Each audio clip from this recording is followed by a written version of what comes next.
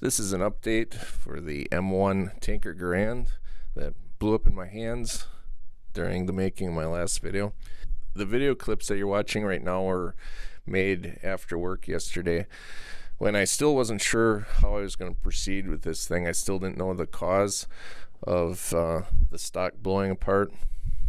I was able to get the extractor to release from the stuck shell just by grabbing the operating rod handle and giving it a few good shakes because the case head was actually separated from the case about halfway around. You could see that when you shine a light into the back end and look down the barrel. You could see the light coming through the crack in the blown head, and that kind of was an indication that this was an ammunition problem caused by extreme overpressure. My gunsmith was not surprised when I told him that I was using Herter's brand 150 grain steel case ammo, which is actually the Russian Tula ammo that's repackaged and sold by Cabela's. This gunsmith, by happy coincidence, happens to be Cabella's gunsmith, so that worked out really nice. They had already been in communication with him over this Monday morning. So after work yesterday, Monday, I tried to get the stuck case out of the chamber by soaking it in Croil, and I tried to tap it out using a rod down the muzzle end, and the head of the case just came right off, and the rest of the steel case was stuck in the chamber. So because Cabella's has a really good policy of not allowing guns through their security at the front of the store that have any kind of obstruction, they asked me to bring it to the gunsmith, which is 15 miles out of town, and have that case extracted. And they said they would give me a $25 gift certificate to cover my gas, which was, I thought, very generous. So I ran out there, and the gunsmith was kind enough to drop what he was doing, and to get that stuck case out of there, he had actually pour Safe, which is a molten metal that you use for taking casts of chambers. He filled it with that and then drove it out. And what was cool about that is he didn't have to charge me. He said he was just going to charge Cabella's as part of the job of fixing the rifle. And I went back to Cabella's, then went in the back room with the gun manager, and he was very interested in those fired shell casings that I had brought in. He refunded my money on the ammo, and he said they could either fix the rifle for no charge, obviously, or give me a full refund. I thought that it would be better to proceed with the full refund because that takes all the risk out of this from my standpoint. Plus, it was that beautiful walnut stock that I fell in love with anyway. And the gunsmith said all he was going to do was put a brand new Boyd's walnut stock on there. And, I wouldn't really be interested in that. So I opted for the full refund. And I thought that was a really nice way of Cabella's to handle that. So they refunded the rifle, the ammunition, and gave me the $25 gift certificate for driving.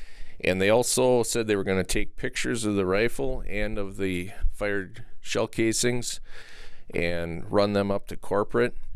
I guess as soon as I had called in with this problem, they had pulled all that Herter's 150 grain 308 off their shelf.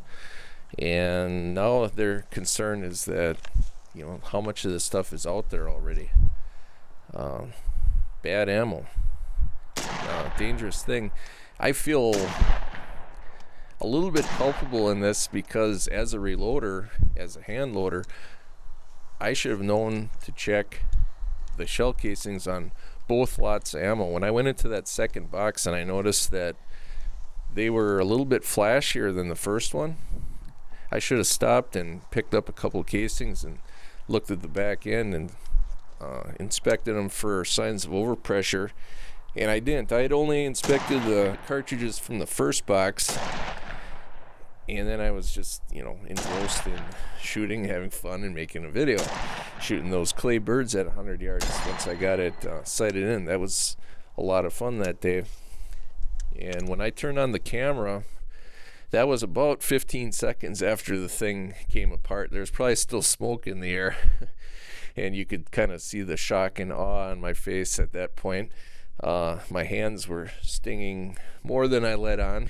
And actually, they were still sore yesterday. When I'd make a fist, they felt kind of bruised. That's a lot of energy when you have an overpressure to the point where it bursts the case like that. What is a 308? Around 60,000 psi or something. It was probably, I would guess, over 100,000 psi when that thing let go like that. And unfortunately, the path of least resistance was that beautiful walnut stock. That's what took the brunt of the blast, and it cracked from the front almost all the way to the back in 2 different places, right underneath my cheek, just a few inches from the butt plate of that rifle. So it was the ammunition. That's the final findings here. And I no longer have the rifle, but that's okay. I can look for another one. I'll find another one with a beautiful stock. Maybe I'll just get a plain old full-length 30-06 M1 and have the original, the one that you see on the Military History Channel. I think that would be kind of nice too. So I appreciate you guys' comments and concerns.